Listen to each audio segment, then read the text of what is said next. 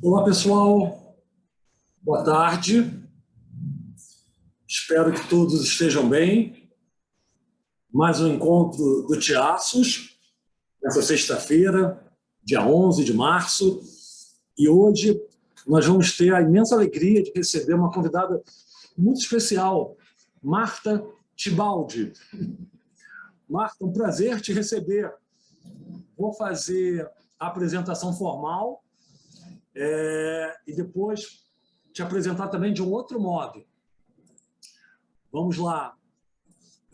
A Marta Tibaldi, ela é supervisora e analista de treinamento da Associação Italiana de Psicologia Analítica e também da IAP, da Associação Internacional de Psicologia Analítica.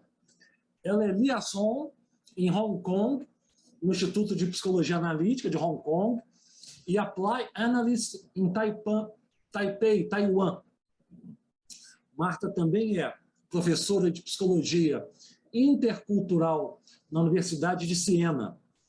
Marta tem vários livros publicados, alguns deles O Mito das Ilhas Felizes nos Relatórios de Viagem do 7º e 8º século, Além do Câncer, transformando criativamente a doença que mais tememos, a prática da imaginação ativa, dialogando com o inconsciente, vivendo melhor, identidades transculturais junguianos em Hong Kong, Jung e a metáfora viva da alquimia, imagens de transformação psíquica, e esse último livro da Marta, que ela vai apresentar hoje para a gente, Pandemia e Transformação, um ano para renascer. Eu tive a oportunidade de conhecer pessoalmente a Marta. Quando foi, hein, Marta? 2013, 2012, não me lembro, num congresso em Braga, em Portugal. Não foi isso, Marta? Acho que foi. E a gente dividiu uma mesa em homenagem ao James Hillman. E aí a gente teve uma oportunidade de conversar, conhecer, trocamos vários e-mails na época, e a Marta sempre muito gentil, afetuosa, uma pessoa muito disponível. Então, sempre fiquei com uma lembrança muito agradável, muito afetuosa da Marta, e nada mais justo do que convidá-la para ela falar aqui para o nosso público do Tiaços sobre a sua experiência, como foram os anos de pandemia que ela viveu como analista, como pessoa, e também, né, Marta, agora, o que é ser analista na Europa em tempos de guerra. Então, minha querida amiga, sinta-se bem-vinda, um prazer imenso te receber, a palavra é toda tua.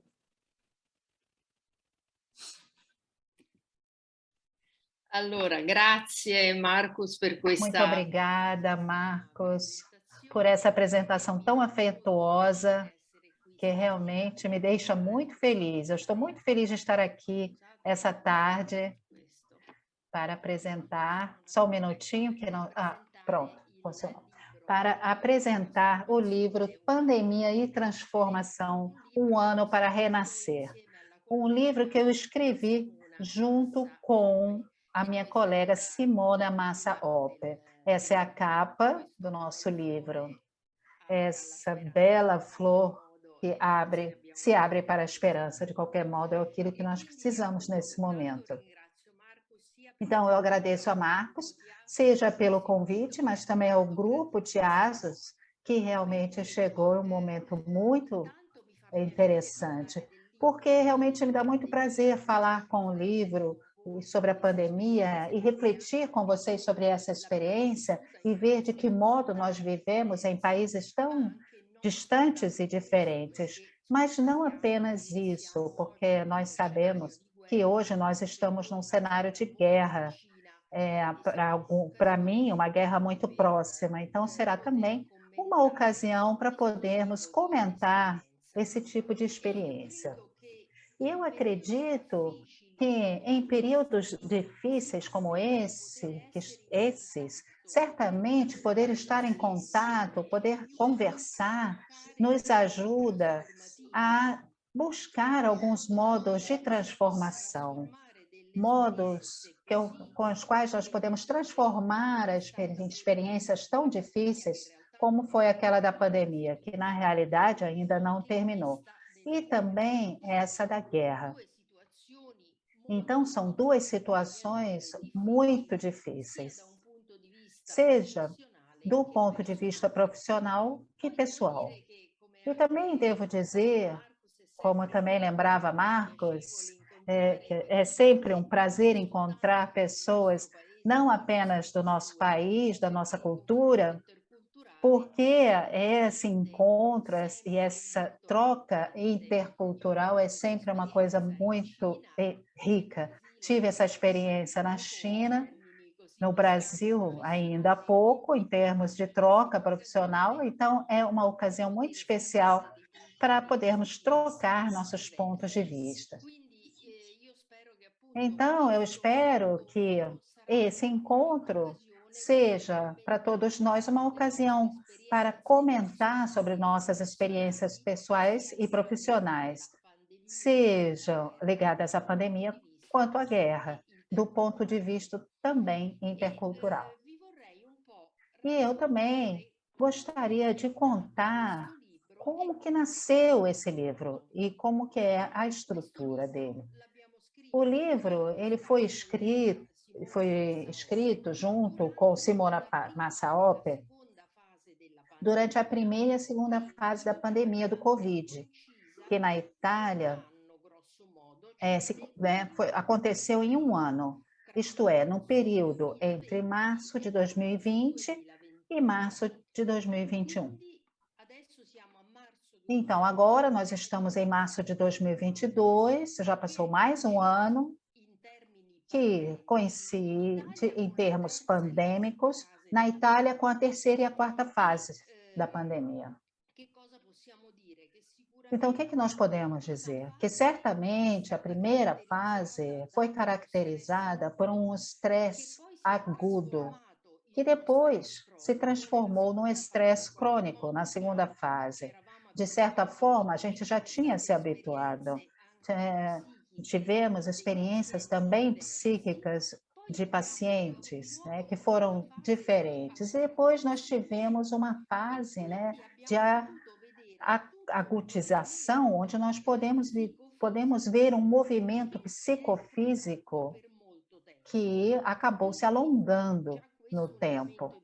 Então, esse é um elemento muito importante, porque não foi apenas um trauma agudo que depois chegou ao fim. Foi um trauma que, de certa forma, se desenvolveu de modo muito particular. E agora que nós estamos em março, e na realidade deveríamos estar no final da emergência pandêmica, porque oficialmente termina no final de março, mas na realidade nós entramos de novo no estado de emergência, que foi prolongado até dezembro de 2022 por causa da guerra na Ucrânia. Então, isso que nos informa que, na realidade, é o terceiro ano de um estado de emergência. Parece uma contradição em termos, né? Porque uma emergência normalmente é um período breve. Nós estamos enfrentando uma emergência há 3 anos, cerca. Então, isso é um elemento que, em termos psicofísicos, tem a sua influência particular. Eu acredito que todos nós estamos bastante conscientes de que a pandemia, especialmente o primeiro período da pandemia, marcou uma transformação, uma mudança epocal, de época, seja em termos de experiência individual que coletiva. Foi um evento completamente inesperado, isto é, um evento com características de um trauma. Então, nós podemos dizer que a pandemia foi certamente uma experiência traumática que, como todos os traumas, acabou marcando uma ruptura em relação ao tempo anterior. O trauma, ele marca uma separação entre aquilo que existia antes e aquilo que está existindo depois, e requer uma elaboração dessa mudança, dessa ruptura repentina. Então, nós estamos bastante conscientes que o mundo, como nós o conhecíamos antes de 2020, certamente não será mais o mesmo. Possiamo dire di noi, anche noi sicuramente non saremo. Nós mesmos não seremos mais como antes. Agora, nós estamos... o tempo anterior não vai mais se apresentar nos mesmos termos que o conhecemos. Desse ponto de vista, nós podemos dizer que estamos vivendo um período histórico de transição catastrófica. É muito importante ter a consciência de que estamos em um período de mudança histórica, aquilo que depois será lido, estudado nos livros de história. E essa transição catastrófica indica o final de tudo aquilo que nós conhecíamos e vivíamos antes. Tudo aquilo que nós esperávamos, até que a pandemia e agora a guerra, que é um outro elemento de ruptura enorme no nosso modo de viver. Então, quando a pandemia e a guerra terminarem, e serão consideradas momentos de ruptura definitiva de um modo de ser e de viver, e também de se pensar na coletividade. Desse ponto de vista, é interessante porque, normalmente, as pessoas vivem em períodos que são considerados, digamos assim, normais, que não são registrados de um modo particular. Mas nós podemos ter certeza que os nossos filhos e os nossos netos vão estudar nos livros de história esse período. E vão estudar como um período de mudança total. Vai ser muito interessante ver, né, o que nós poderemos fazer com essas mudanças e o que será feito dessas mudanças no futuro. Então, essa consciência também nos faz responsáveis em relação à resposta que nós podemos dar, que nós já demos e que daremos a essa situação. Nós temos, no entanto, que fazer uma consideração, porque a primeira experiência da pandemia, isto é, a experiência da pandemia em geral, é uma experiência traumática, ligada aos fatos naturais, enquanto que essa segunda experiência traumática, e estou me referindo à da guerra, é ligada a eventos humanos. Como nós sabemos, nós que trabalhamos com pacientes que sofreram traumas, sabemos que o trauma ligado a fatores naturais é menos grave, digamos assim, entre aspas, do que aquele ligado aos fatores humanos. Porque, de algum modo, os fatores naturais têm o seu próprio desenvolvimento, então nós podemos esperar algum tipo de processo. No entanto, os eventos humanos são legados muito mais àquilo que nós chamamos de livre-arbítrio. Isto é, existe uma escolha em uma direção ou outra que os seres humanos podem fazer, essa escolha. Então, esse segundo tipo de trauma é mais difícil de ser elaborado, até mesmo porque está ligado a uma vontade de guerra, uma vontade de destruição, e não temos dúvida que se trata disso. Então, até o livro que se ocupa de pandemia vai se ocupar de um trauma com algumas características. Se eu tivesse escrito um livro sobre a guerra, eu teria provavelmente escrito outras coisas.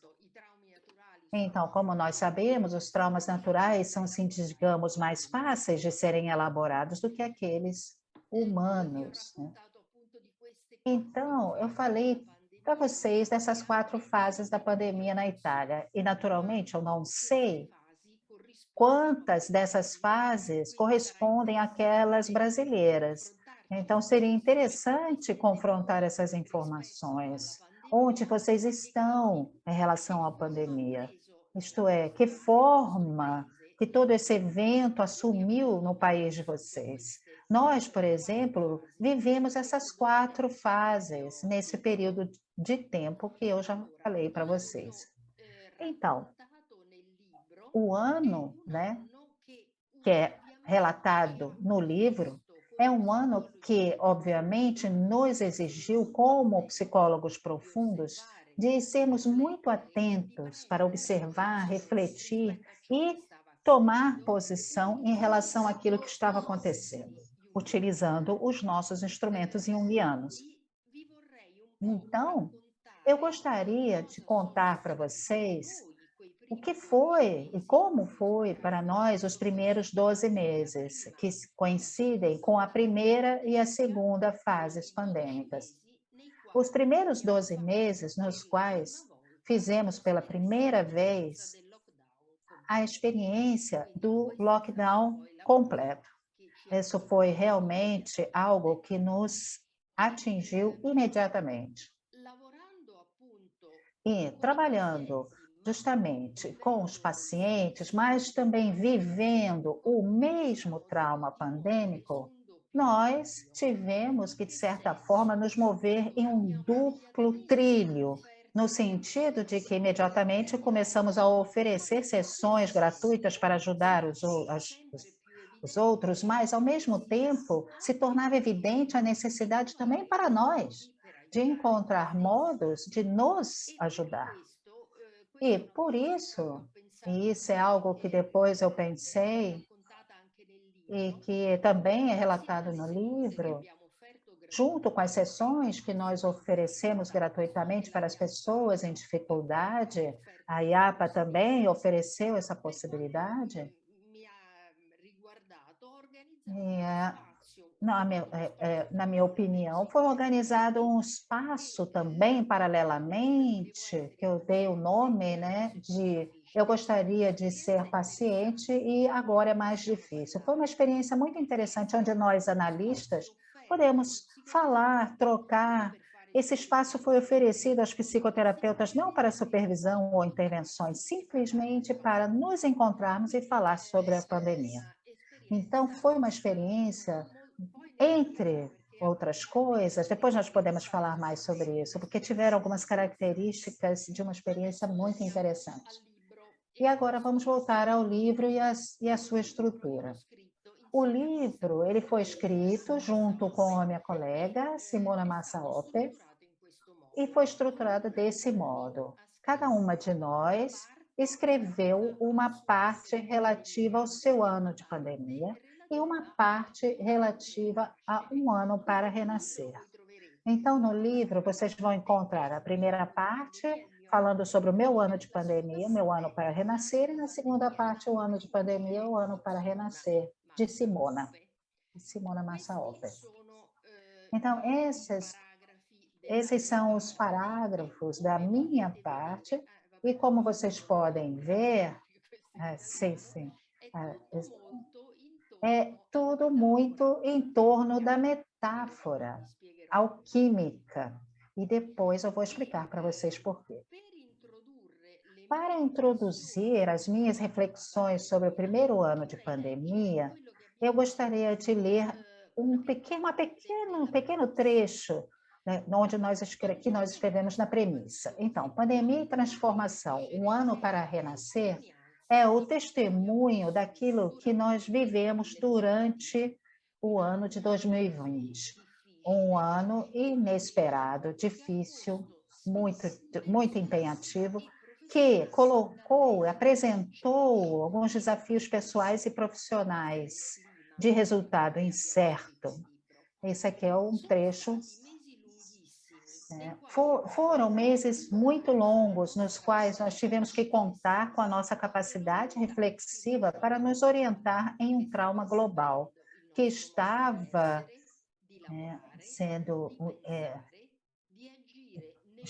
tendo uma influência no nosso modo de ser, de trabalhar, de pensar, agir no mundo e para o mundo, e que nos né, exigia percursos transformativos de vida e de trabalho. Então, a experiência de 2020 também nos ofereceu a oportunidade de colocar ações concretas em prática e também algumas leituras específicas em prática. Então, qual foi a nossa pergunta? O que é que nós podemos fazer? Como que nós podemos ajudar os pacientes e a nós mesmos para tentar entender alguma coisa a partir daquilo que estava acontecendo? E também para pensar em ações práticas capazes de levar à transformação. Então, desse ponto de vista, o livro ele quis oferecer percursos diretos e indiretos que pudessem direcionar em direção a uma experiência de renascimento. E como que nós elaboramos essa possibilidade? Em dois modos diversos. Bom, do meu ponto de vista, eu fiquei interessada no mapa das transformações psíquicas descrita pelas imagens alquímicas. Eu trabalhei muito sobre a metáfora alquímica e sobre a possibilidade de utilizar essas metáforas na prática para transformar o trauma que nós estávamos enfrentando. Enquanto que a minha colega Massaope, ela se interessou pela leitura finalística e compensatória dos eventos que estávamos enfrentando. Bom, especialmente para mim, o uso do mapa alquímico, que foi proposta como uma forma de leitura e um instrumento prático de transformação. Bom, eu me perguntei, será que é possível traduzir esta referência alquímica no modo operativo da prática clínica? E isso foi possível ser feito. E isso me ajudou e aos meus pacientes a enfrentarem a pandemia de modo a levar-nos a um renascimento. Eu notei, por exemplo, desde o primeiro lockdown e também nas primeiras sessões, como que a pandemia estava sendo descrita pela mídia, que se usavam expressões, né, linguísticas que nos levavam continuamente ao cor do negro, do branco e do vermelho, que são cores alquímicas. Então, eu percebi que tinha a tendência de falar da experiência inicial da pandemia como uma experiência do negro. Isto é, como nós sabemos, a obra, né, do negro, do preto, é caracterizada como a primeira fase da pós-alquímica. Então, os sonhos que os pacientes traziam, que era sempre um sonho ligado à escuridão, seria interessante também saber da experiência de vocês com os pacientes, mas eles sempre contavam, está escuro, não vejo nada, não consigo me orientar, estou angustiado. Isto é, essa é a cor, o preto, que sempre se prevalecia. E também nas narrações coletivas, nós estamos num túnel, está escuro, não se vê a saída, o túnel está escuro. A experiência era a escuridão, a impossibilidade de ver além. Depois, começou a aparecer a possibilidade do branco, e nós sabemos que a obra do branco é a segunda fase da transformação alquímica, justamente como essa luz que aos poucos começava a aparecer, a luz no final do túnel, que começava a ativar algum tipo de esperança de transformação e de superação do trauma.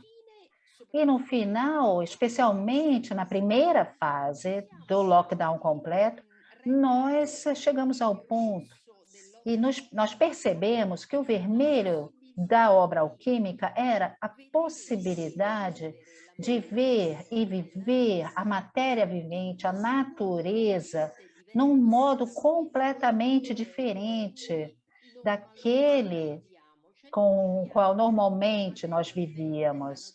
Nós vivíamos a matéria vivente, ou a natureza, como algo inerte, como alguma coisa da qual nós simplesmente usávamos, né?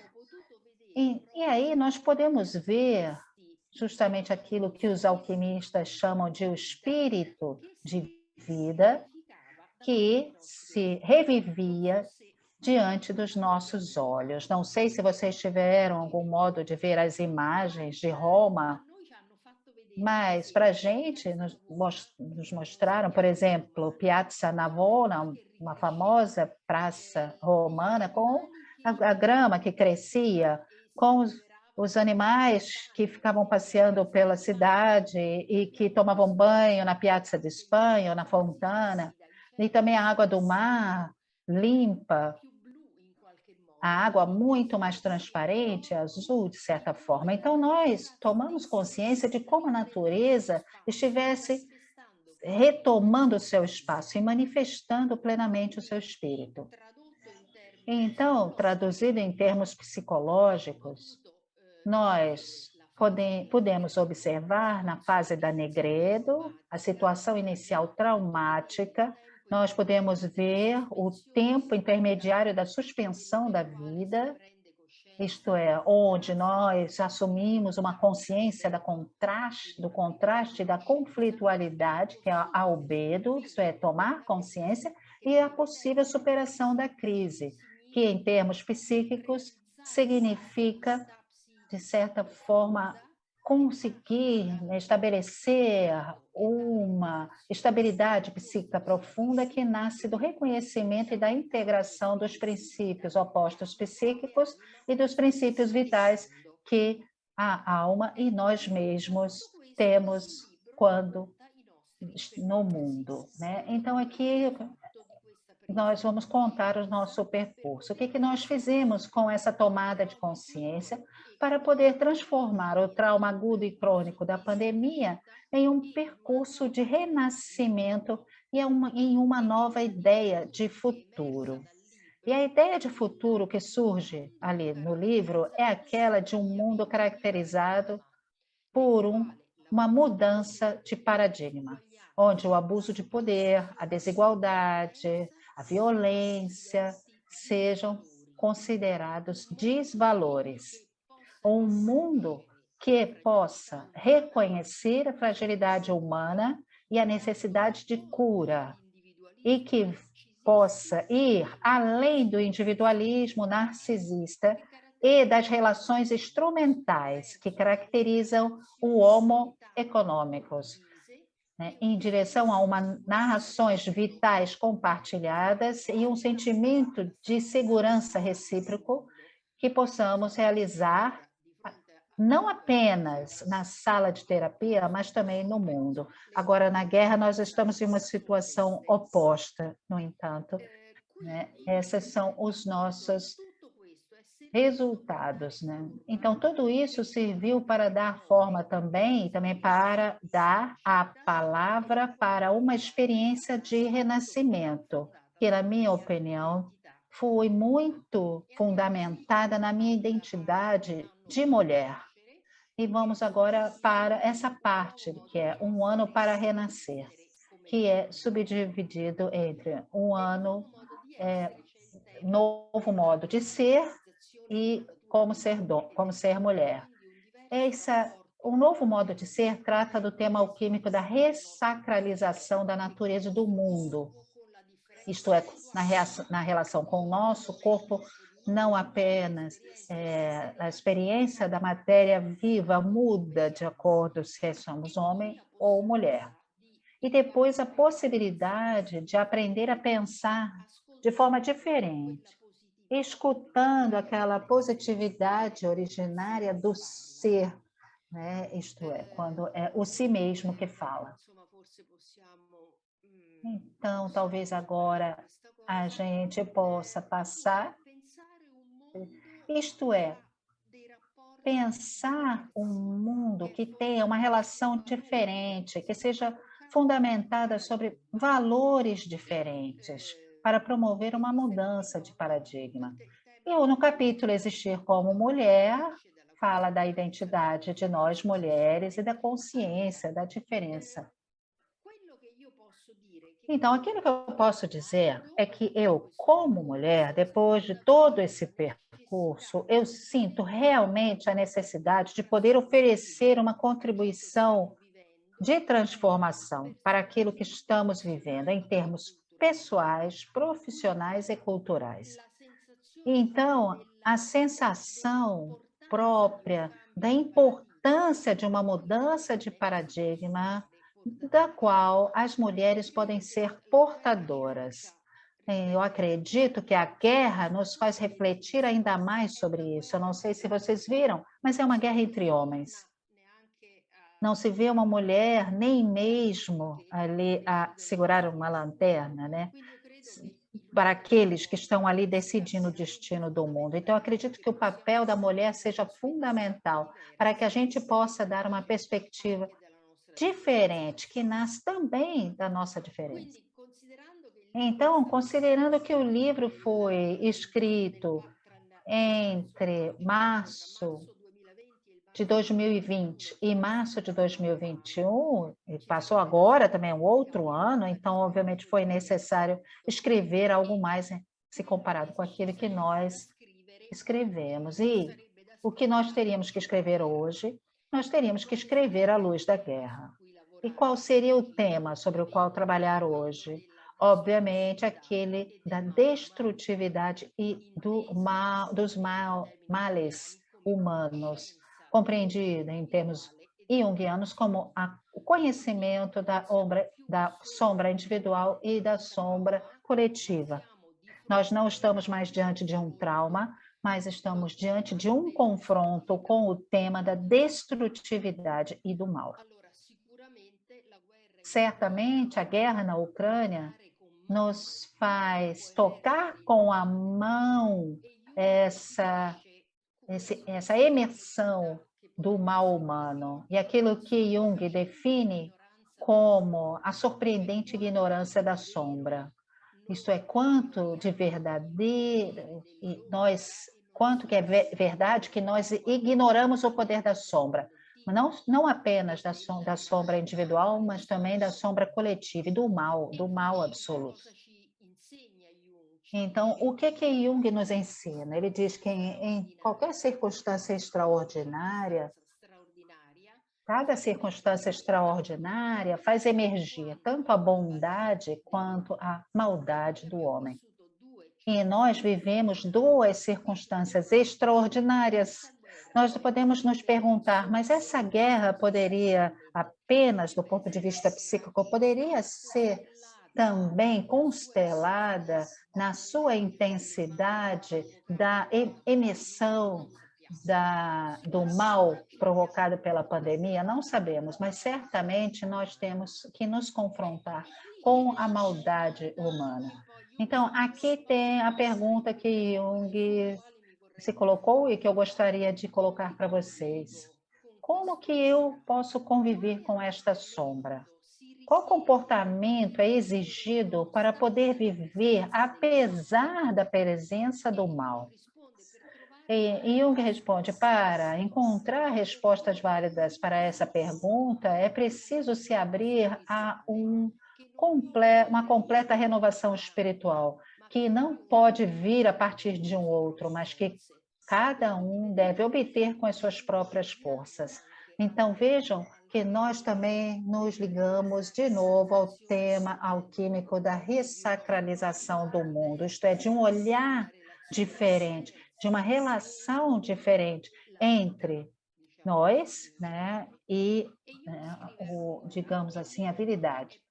E ele também diz, no entanto, é possível se valer sem colocar em xeque as velhas fórmulas válidas no passado, porque as verdades eternas não amam ser colocadas em prática mecanicamente, mas devem, em cada época, tornar a surgir da alma humana daquele tempo. Então, nós temos sempre que reviver, né, essas experiências com base nos nossos dados presentes, isto é, não repetir também no nosso trabalho analítico, não repetir sem um pensamento crítico aquilo que nós aprendemos, mas conseguir, de certa forma, confrontá-lo com o presente. Então, nesse momento, nós precisamos realmente buscar e encontrar modos criativos para transformar aquilo que nós estamos vivendo e fazer com que essas experiências se tornem novas realidades. Então, em particular, se tornar consciente da realidade inconsciente do mal nos permite assumir uma posição. Isto é, no momento em que nós aprendemos a distinguir e a reconhecer o bem e o mal, nós podemos, então, assumir uma posição. E, com esse propósito, me veio em mente a última fase do método da imaginação ativa, quando, diante de uma informação inconsciente, nós somos chamados a assumir uma posição responsável e ética. Então, em relação à guerra, onde é que nós estamos? Em relação ao mal, onde nós estamos? O que nós fazemos? Então, desse ponto de vista, a dimensão complexa da psicologia junguiana nos ajuda, porque nos dá um horizonte muito amplo de reflexão e de pesquisa, busca de significado, de sentido. E uma outra pergunta que eu gostaria de colocar para vocês, e que me coloco também, é essa. De que modo, segundo a experiência de vocês, mudou e ainda mudará a prática analítica junguiana? Então, a pandemia, e agora não sei a guerra, como é para vocês, mas aquilo que está acontecendo, de que modo impactou a experiência de vocês e a prática analítica com os pacientes? Então, em termos práticos, quais ações teórico-práticas a psicologia analítica pode desenvolver e já está desenvolvendo na transformação da época da qual somos protagonistas? E, em relação a isso, eu gostaria de debater com vocês. Então, digamos que pandemia e transformação foi o meu modo, e também o modo de minha colega, de responder também a essa pergunta, mesmo que esteja ligado a um trauma natural. Hoje, nós podemos colocar essa questão também nos perguntando em relação à guerra, o que nós vamos fazer, como nós vamos mudar o nosso trabalho, onde nós estamos em relação a tudo isso que acontece. Então, com relação a ações transformativas, realmente eu fiquei impressionada com uma notícia que eu li no jornal, porque em Taiwan tem muitos problemas de motoristas bêbados. Então, eles estavam tentando ver que tipo de transformação, ações transformativas, né?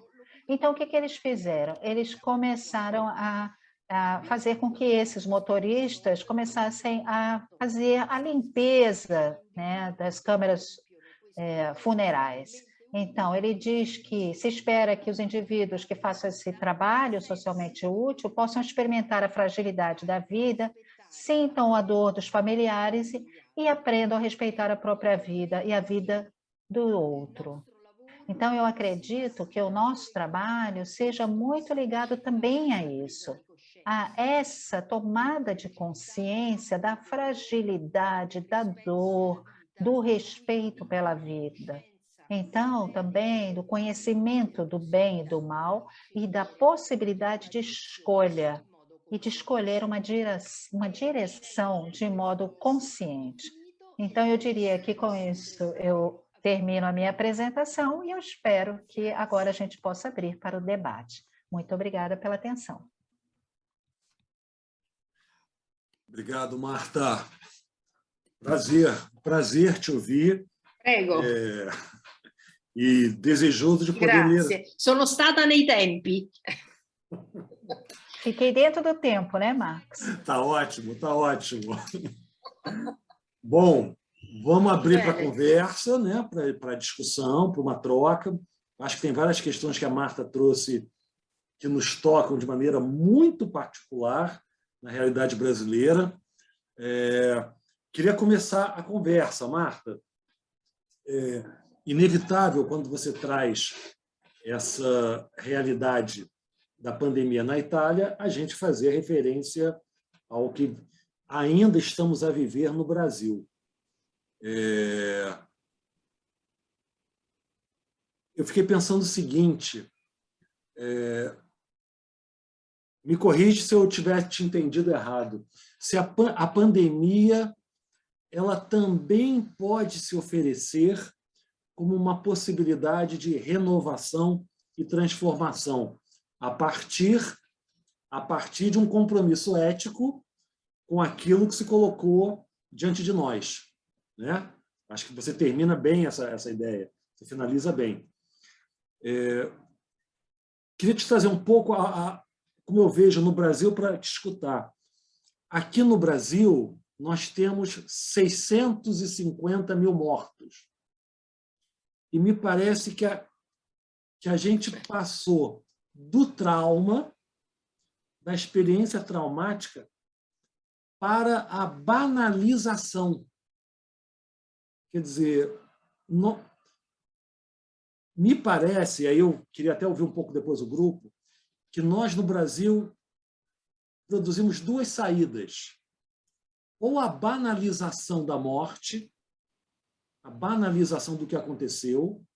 Sei, nós chegamos a 4 mil mortos por dia, né? A banalização da morte, ou uma resposta maníaca, que é uma negação do que foi vivido e um desejo sulfúrico de enxofre de recuperar a vida perdida. Nessas duas modalidades, a gente perdeu, Marta, eu acho, a capacidade de transformação. Não sei, queria te ouvir se essa é uma construção razoável e se a tua experiência aponta para isso. Nós ficamos com o traumático e perdemos o aspecto de transformação. Faz sentido para você? Como é que é a tua experiência? Sì, in realtà banalizzando. Na realidade, banalizando e negando, nós realmente estamos negando a realidade. É uma forma de defesa. Banalizando ou a fase maníaca é um modo de negar. Nós sabemos que a negação é uma das piores formas de defesa, porque anula a realidade. Então, é como dizer, os mortos morreram em vão. Isso. Nós não fizemos nada a partir daquilo que foi proposto, porque o sentido da vida é estar com aquilo que acontece, mesmo que seja uma pandemia. É estar em relação com aquilo. Aquilo que acontece é vida, de qualquer forma, na forma da sombra destrutiva, mas é vida. Então, como analistas, nós somos convocados a estarmos com aquilo que acontece. No entanto, transformá-lo. Então, estar plenamente. Então, quando chegam informações inconscientes que podem não nos agradar, no entanto, são informações inconscientes. Então, nós temos que responder.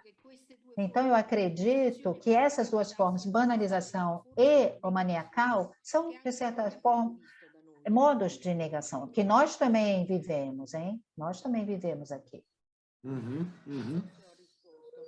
Não sei se respondi. Sim, com certeza, com certeza. Vamos lá, vamos abrir as perguntas. Luciana Chimenez, por favor, Lu. Eu queria... Oi, Marta, super obrigada pela sua apresentação, super tocante e assim aproximou muito com o que a gente vive aqui realmente. Eu tenho algumas perguntas, vou começar só com uma que tem a ver com o que o Marcos estava trazendo, com essa história da... Será que a gente perdeu a capacidade de transformação ficando no trauma? Você usou um termo que me chamou a atenção, que é a transição catastrófica, né? E eu fiquei me perguntando, será realmente que essa catástrofe é uma transição? Né? Porque em seguida da catástrofe da pandemia, vem a catástrofe da guerra. O que isso diz para a gente? Né? A gente realmente está numa transição? Porque me parece que a gente precisa ter um esforço para isso. Não é uma transição, não está dado. Por que está acontecendo a guerra? Por que está acontecendo a pandemia? Não está dado que a transformação vai acontecer. E de onde vem esse esforço? Só dos consultórios, dos analistas? É pouco, né? Entende?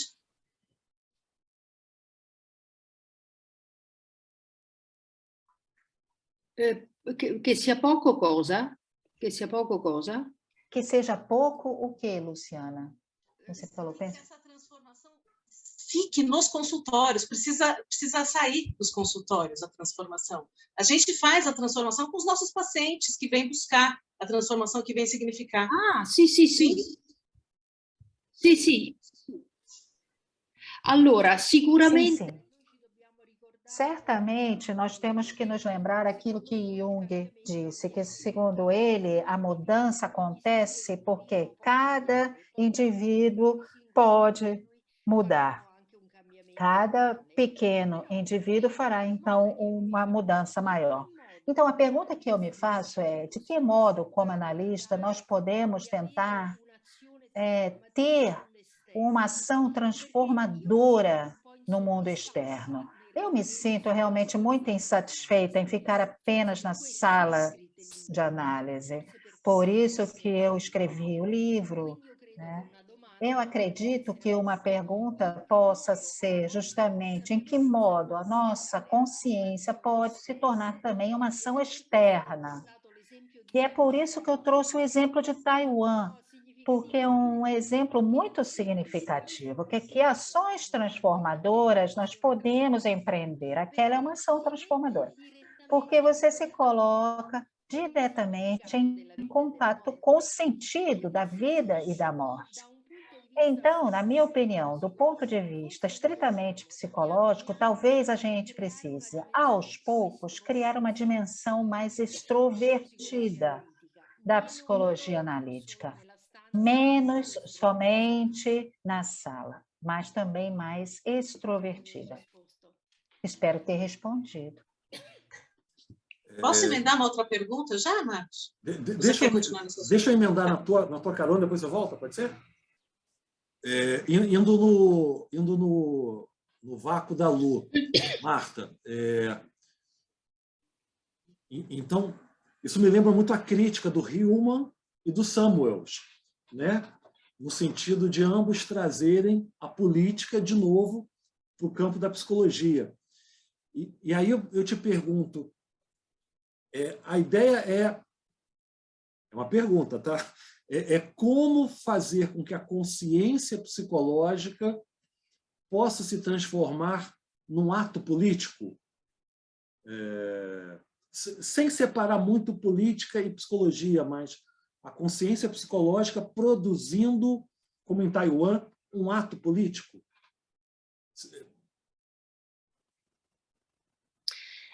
Io qui non so rispondere. Sim, aqui eu não sei responder. Eu acho que nós temos que colocar, nos reunir para buscar esses tipos de ações. Nós sabemos que a mudança vem da tomada de consciência, então da reflexão. Então, alguma coisa que ajude na reflexão é difícil. Eu, na verdade, me pergunto muito sobre isso, porque eu sinto essa exigência. Agora, a única coisa que eu posso fazer é escrever e falar. No entanto, ainda é muito individual. Então, nós temos que realmente nos reunir. Por exemplo, eu falei para vocês daquele grupo, eu queria ser um paciente, né? Aquela foi uma ação muito transformadora, porque não era um grupo com regras estabelecidas, no sentido que nós nos encontrávamos ali, eram pessoas que não se conheciam. Então, elas me escreviam e diziam, eu quero participar do grupo. Nós nos encontrávamos pelo Zoom e as regras eram confidencialidade, respeito e gentileza. Depois, aconteceram encontros belíssimos, de verdade. Aquela foi a minha tentativa de ação transformadora. Mas mais do que isso, eu não sei o que dizer, mas eu acredito que nós temos que buscar juntos. E isso pertence à mudança de paradigma. Nós temos que parar de ser competitivos e vamos nos reunir para buscar modos de sobrevivência, de viver, né? Então, entre outras coisas, nós podemos fazer isso. Antes de retornar para a Luciana, talvez sem saber, o nosso projeto Tiaços aqui tenha um pouco esse espírito, porque a gente fez o Tiaços no início da pandemia como uma necessidade de estarmos juntos, falarmos, ouvir, convidar pessoas para nos trazer ideias. Acho que é bem nesse espírito, com certeza. Lu? Bene, allora io parteciperò. Sim, então, eu posso participar. A minha pergunta, Marcos, até vai de encontro com isso mesmo, que você está falando da gente ter essa necessidade, na pandemia, de trazer pessoas, né, Marta? Mas, assim, eu queria saber da sua experiência clínica com essa perda. Então, a gente conseguiu transformar rapidamente os nossos consultórios para consultórios online, né, o que foi uma grande coisa que conseguimos, mas foi uma grande perda também, a gente não ter os corpos presentes. Mas a gente conseguiu essa transformação. Tiaços conseguiu reunir pessoas, foram ganhos incríveis. Agora, eu te pergunto, o que você acha dos jovens, as perdas que os jovens tiveram? Jovens que não tiveram os rituais de passagem dos encerramentos, né? O terceiro colegial terminando, o início da faculdade, a entrada para o mundo adulto. E agora, 2 anos depois, eles se veem em frente a esse monstro que é o mundo. Queria que você me contasse um pouquinho da tua experiência com isso.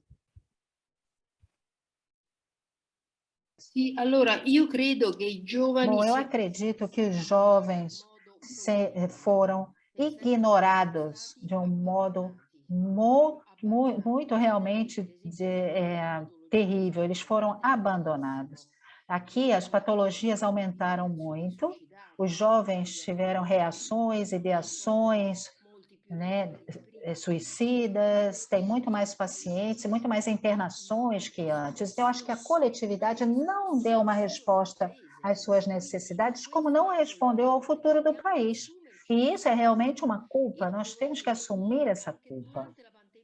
E eu devo dizer que durante a pandemia, uma outra coisa que eu fiz é que eu fiz muitos vídeos pequenos de reflexão, justamente para tentar compartilhar essas coisas. Mas aquilo que frequentemente eu disse é onde está o coletivo com relação à saúde pública. Não houve nenhuma atenção psicológica em nível coletivo e continua a faltar.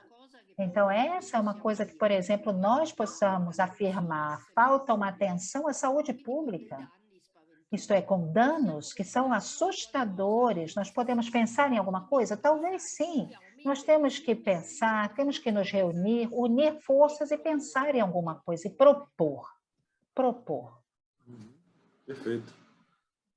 Então, sim, talvez eu possa até acrescentar uma coisa.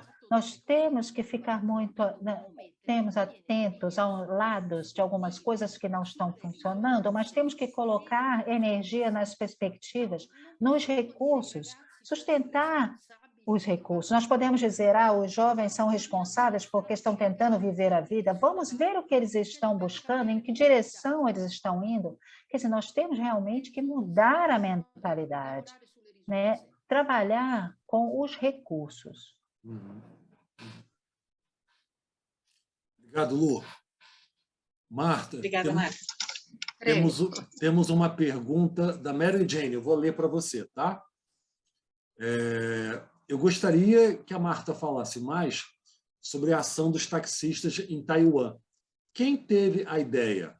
A sociedade, os médicos, os psicólogos, empresas? O governo implantou uma obrigatoriedade? Teve junguianos na estrutura dessa ação?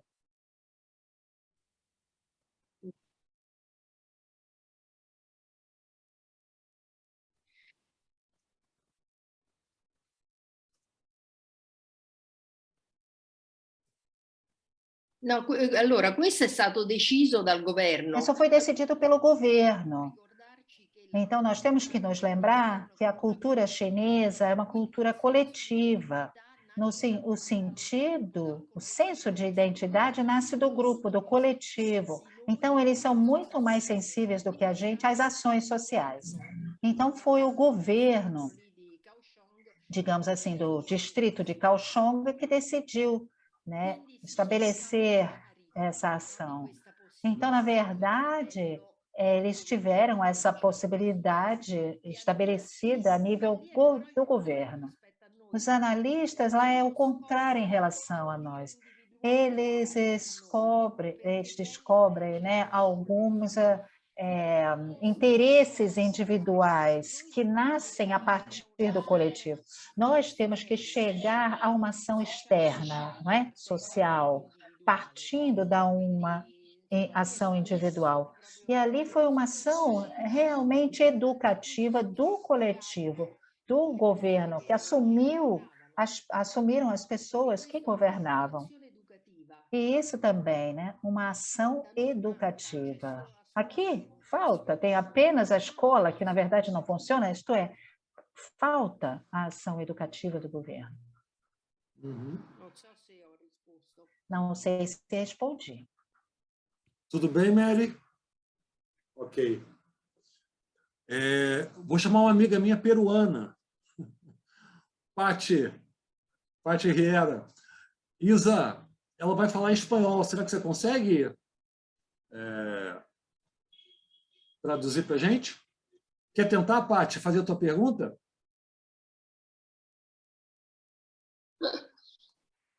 Hola, buena tarde. Muchas gracias a todos por este encuentro, por este espacio maravilloso de encuentro, espacio de transformación, gracias a la pandemia. Mi pregunta es en general referido a algo que se ha hablado acá, y es el mal. En estos tiempos de transiciones catastróficas, Jung incidía en mirar en cada uno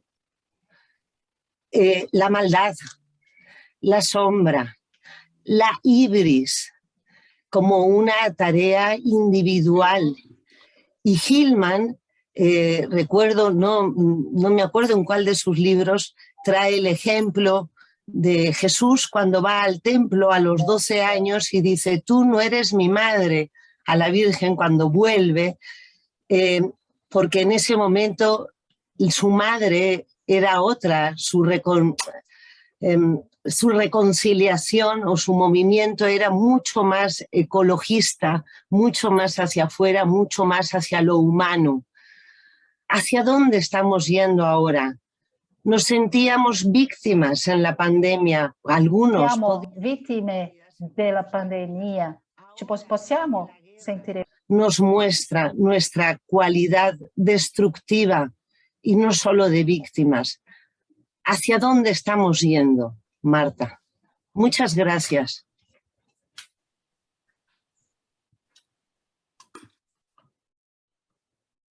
Allora, io credo che una risposta la troviamo ancora... Eu acredito que a resposta nós encontramos ainda na metáfora alquímica, quando eu falava sobre a ressacralização da natureza, que significa também uma consciência, um conhecimento diferente da matéria vivente da qual nós somos feitos, isto é, do nosso corpo e também do nosso espírito vital. Então, como que nós podemos aprender a distinguir o bem do mal? Por exemplo, com os pacientes e depois a nível coletivo. Isto é, vamos dizer, se perguntar, o seu corpo, o que que está dizendo? É claro que o corpo, numa guerra, grita, diz que não. E não temos dúvidas disso, não existem dúvidas disso. Então, nós temos que reencontrar e recomeçar a partir do nosso sentimento profundo. Isto é, a vida que diz, assim, você está me matando, me mata a minha vida e a você mesmo. Então, como analista, nós não podemos partir disso. E nós podemos também aqui encontrar um discurso externo. Um discurso ali como em Taiwan. Isso é, eu te faço ver a diferença entre a vida e a morte. E é essa a resposta. A guerra é morte. Nós podemos contar como quiser, recontar como quiser, mas é morte. Então, nós chegamos a um outro nível, aquilo que você diz, né, em relação à vida. Porque aquele modo de fazer é apenas destruidor. Isto é, nós aprendemos ali na base a diferença entre bem e mal. Nós começamos a aprender ali, depois chegamos a outros níveis. Então, eu diria que uma ação nesse momento é justamente escutar o corpo e o espírito de vida, alma e corpo, isto é, um outro nível, mais impessoal. Não sei se eu respondi a sua pergunta.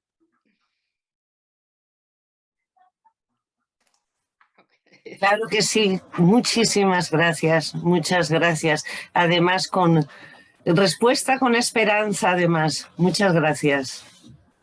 Obrigado, Pati. Elaine, querida, da França, tudo bom? Contigo. Tudo. Boa noite a todos. Boa noite, Marta. Obrigada pela tua conferência. Opa, meus gatos aqui querendo participar da reunião. Il gatti. Eu estava dizendo que a crise do Covid trouxe igualmente, pelo menos para minha percepção aqui na França, uma pandemia psiquiátrica. Eu concordo com você, aqui também aconteceu dos jovens serem muito esquecidos, né?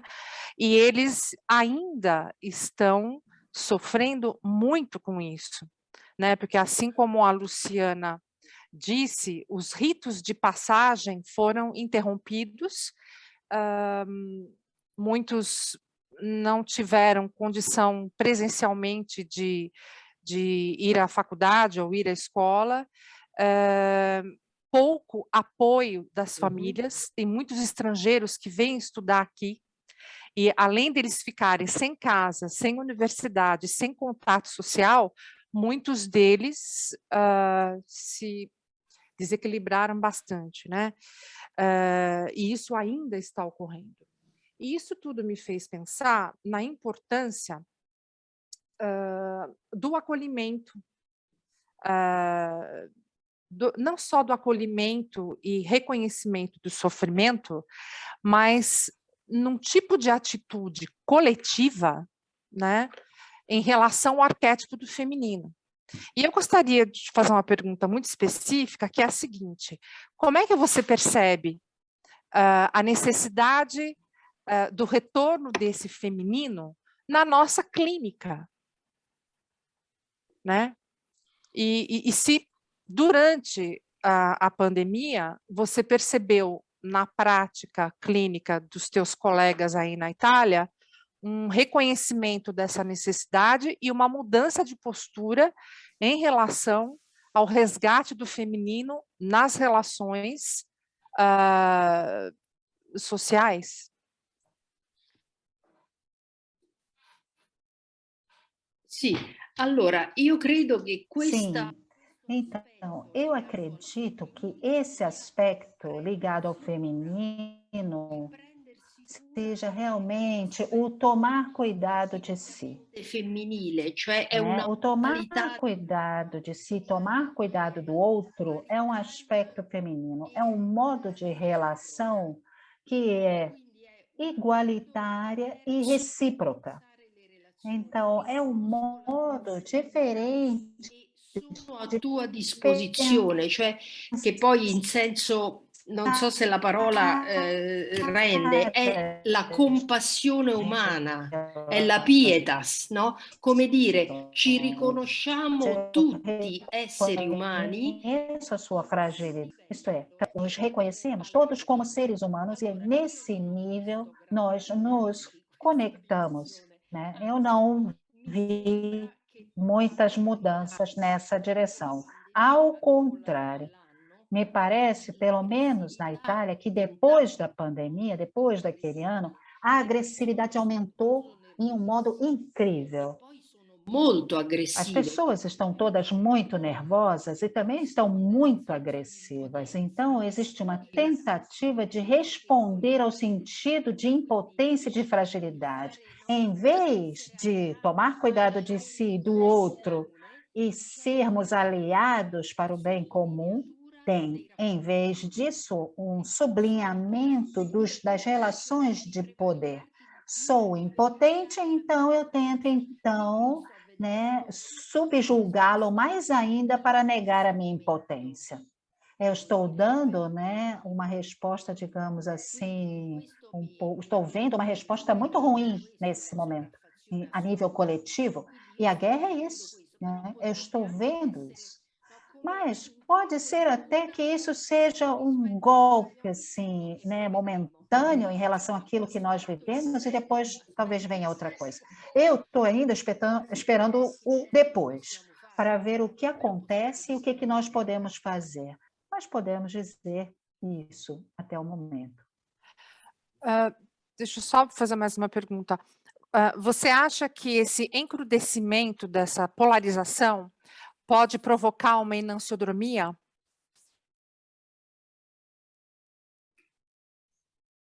Entende? Alô, Sì, Lu? Uma enantiodromia no sentido de mudança sì, total, né? Por sì, alguma sì, coisa mais acolhedora, enfim. sì, Ah, sì, io credo che Sim, questo sia un colpo di coda, eu quindi acredito que isso seja apenas uma reação imediata, que eles chamam, né, de um golpe do rabo, né, que é aham. apenas uma reação imediata. Porque nós sabemos que quando você carrega muito uma polaridade, a nível inconsciente, nós estamos carregando o oposto também. mente si sta Então, justamente, né, a enantiodromia. Então, certamente, isso se está preparando, mas nós sabemos qual vai ser o tempo, não sabemos se será no tempo da nossa existência, não sabemos quanto tempo isso vai levar. Mas eu tenho certeza que isso se trate de uma mudança que esteja indo em direção a um desenvolvimento e de mudança de paradigma, como eu dizia. Na minha opinião, nós vamos chegar a uma mudança de paradigma.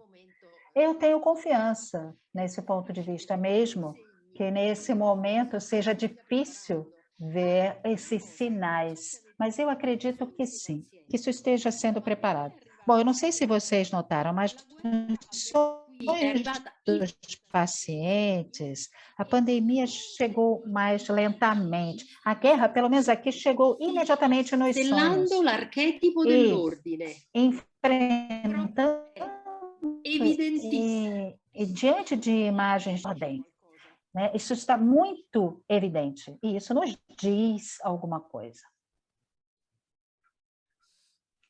Obrigada, querida.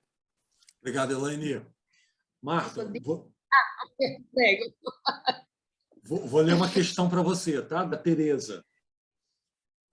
Isa, tá vendo, Isa? A Itália viveu 2 guerras mundiais.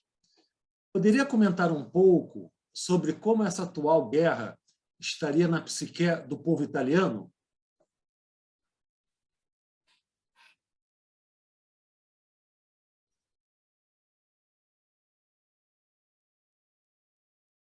In che senso?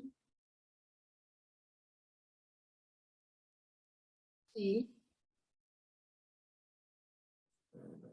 Sì. Tereza, tá aí, Tereza?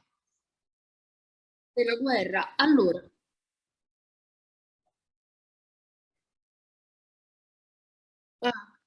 No? ma allora, sì, non so se ho colto bene il senso. Não sei se eu entendi o sentido. Muito bem, essa guerra ela é muito particular, porque é uma guerra muito mediada pela televisão, pelos jornais, isto é, ela nos vem sendo relatada minuto a minuto, e parece que existe apenas essa guerra, todas as outras nós esquecemos. Essa é a mais próxima.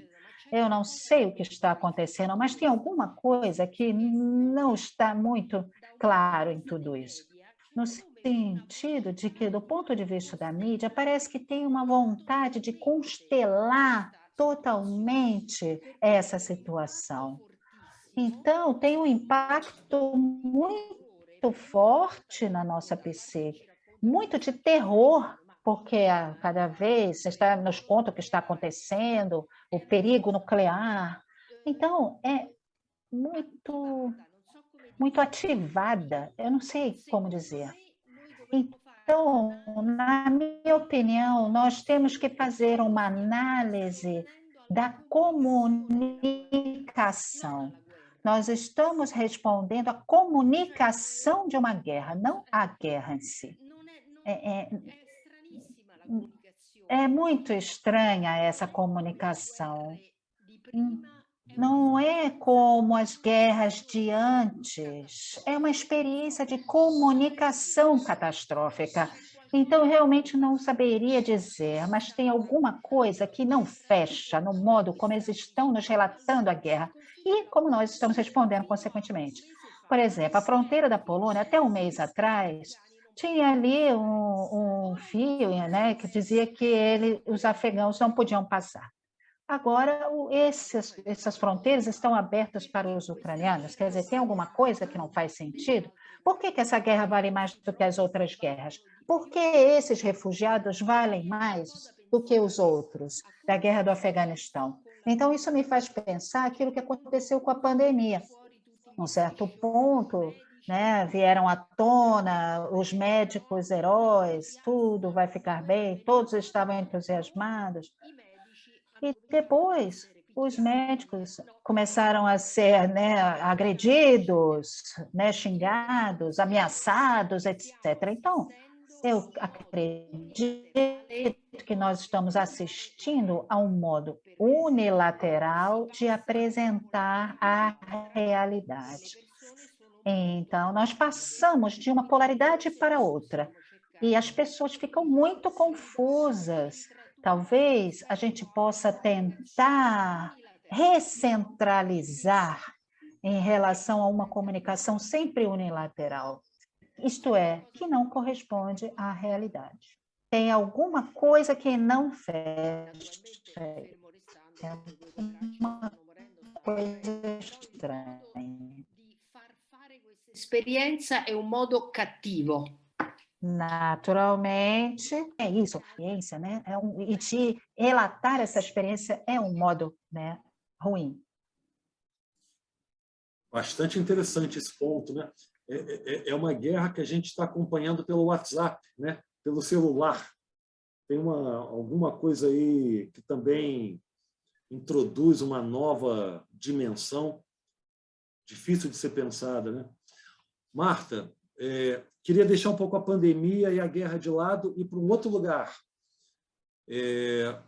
Você apresentou aqui para a gente a metáfora alquímica como uma espécie de chave de leitura da pandemia. A alquimia é um tema comum nos seus livros, né? Na sua obra. Teria duas perguntas. A primeira é: qual é a importância para você da alquimia dentro da obra do Jung e dentro da tua obra também? Porque é uma metáfora que você, recorrentemente, você volta a ela. Eu acho isso muito, muito potente. Essa é uma primeira pergunta. A outra, queria que você falasse um pouco da tua experiência na China. E como é que é essa psique oriental? E eu tenho uma curiosidade, se estar na China introduziu alguma diferença na sua clínica do Ocidente. Quando você volta para atender na Itália, se alguma coisa se modificou. Queria que você pudesse dividir com a gente.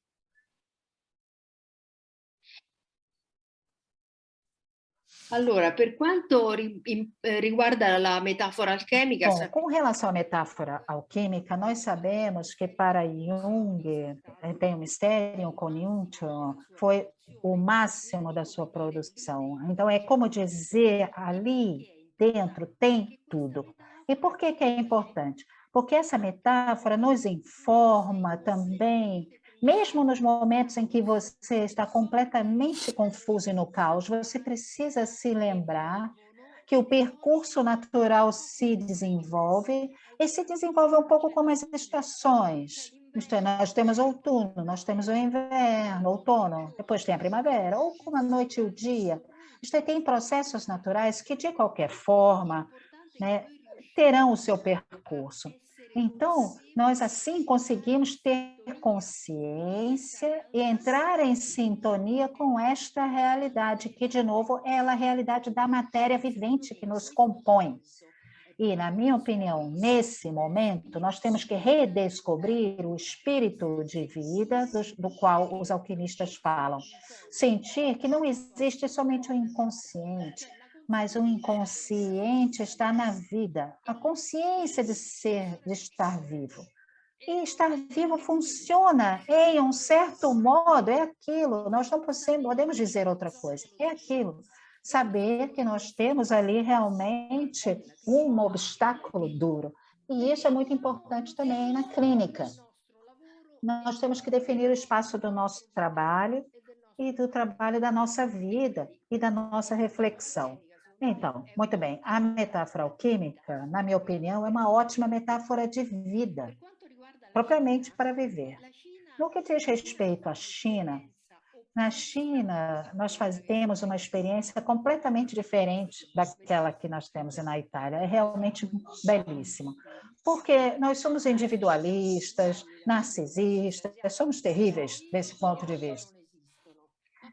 Existe eu e os outros não existem.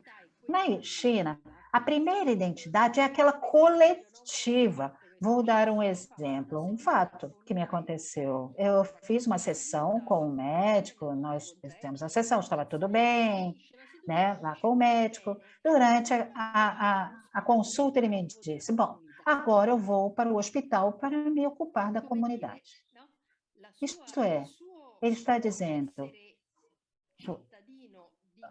você ser cidadão daquela realidade cultural significava cuidar da coletividade. Então, o trabalho é justamente o contrário. Eles partem de uma identidade coletiva que com frequência está em conflito com aquela individual, e com os chineses, o trabalho é ajudar a desenvolver mais o eu.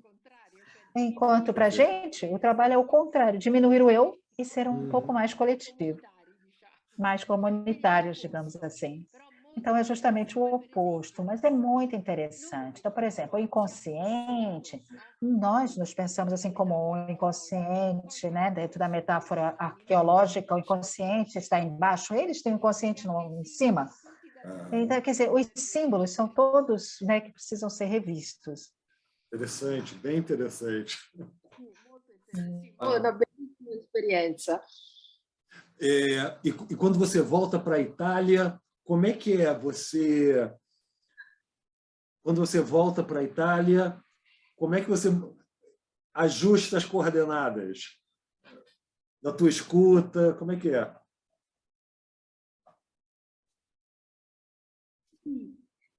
Cambia. Allora, io ho scritto... Mudou. Bom, eu escrevi aquele livro junto com alguns colegas chineses, que é Identidades Transculturais, quer dizer que isto é, que você vai da intercultura, que é o confronto entre culturas, a uma transculturalidade, que é um modo novo de ser. Isto é, eu nasci italiana, tenho a experiência na China e mudo a minha identidade, me torno transcultural.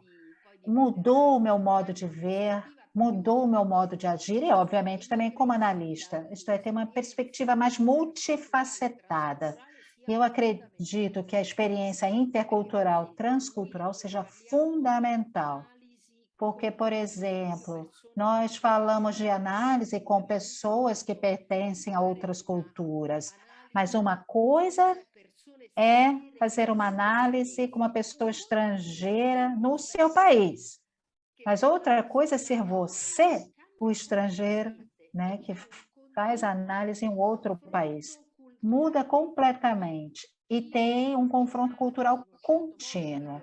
Isto é, eu faço análise em um certo modo, mas eu aprendo com você, chinês, a entender aquilo que você está me dizendo em termos culturais. É uma contínua troca e um contínuo confronto. Interessantíssimo.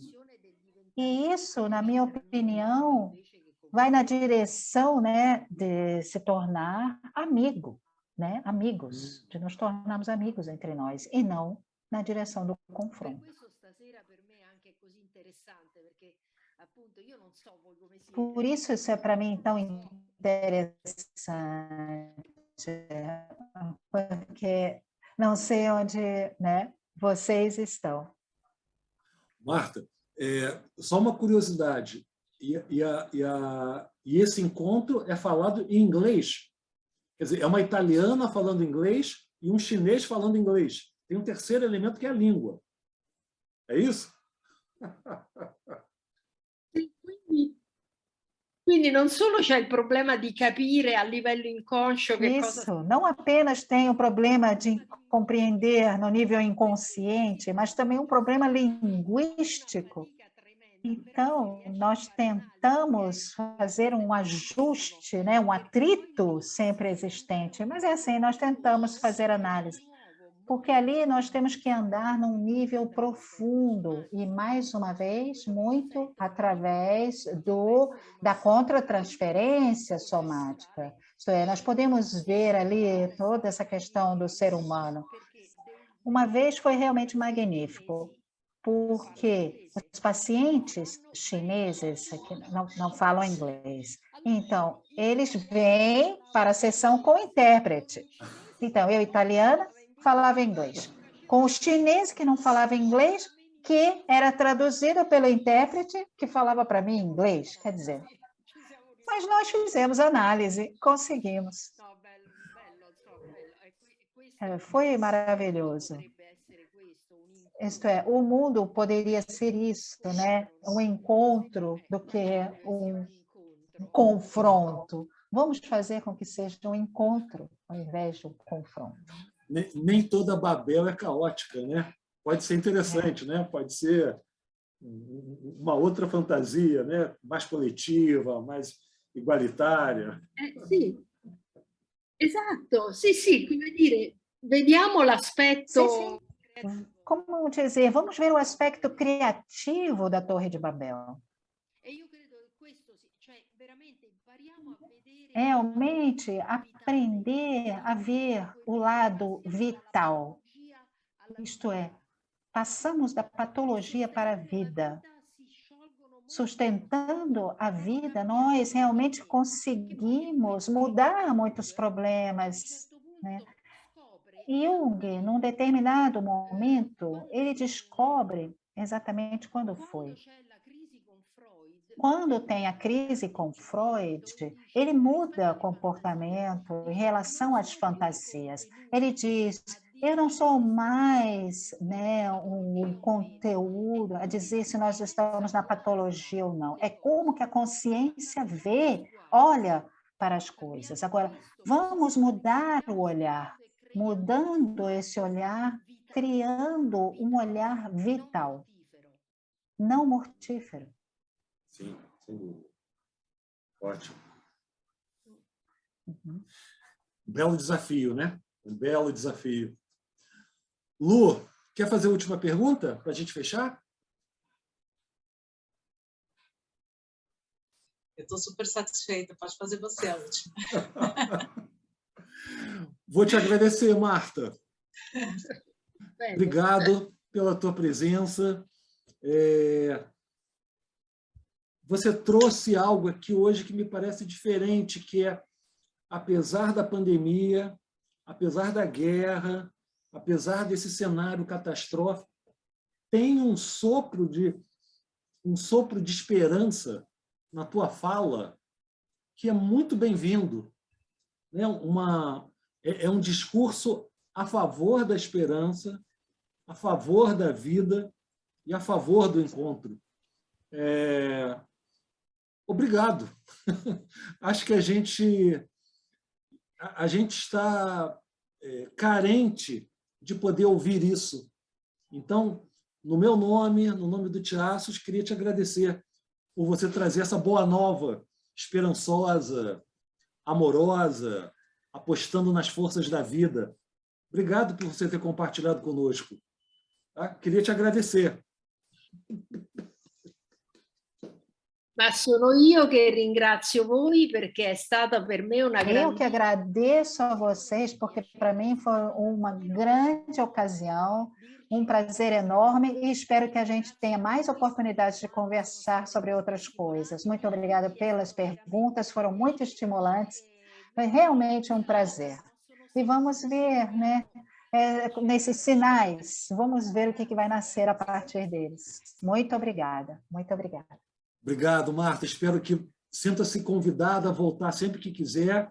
Espero que a gente em breve também possa nos vermos presencialmente. Vai ser uma alegria. Tá bom? Inventarci qualche cosa, inventarci qualche Podemos cosa. inventar alguma coisa, juntos. Muito obrigado. Muito bem.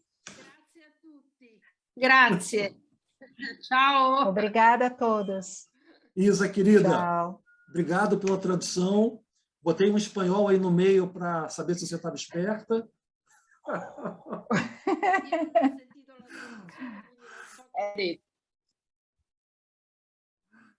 Lu, obrigado. E, pessoal, obrigado pela presença. Ok. A gente continua com teatros. Bom, a gente teve um problema de datas com o nosso próximo convidado chinês. Estamos tentando ver uma mudança de data, mas a gente vai avisar vocês nas nossas páginas, nos e-mails. Fiquem tranquilos que vai chegar até vocês. Tá bom? Bom fim de semana. Che poi io sto facendo per lui dei seminari sull'immaginazione attiva. Eu estou fazendo com o Shen um seminário sobre a imaginação, sobre a China. Estamos trabalhando juntos. Ah, que ótimo, que ótimo. Muito Vou comentar bem. isso com ele. Muito obrigada. Pessoal, até a próxima. Bom final de semana. Tchau, Marta. Até lá. Ciao.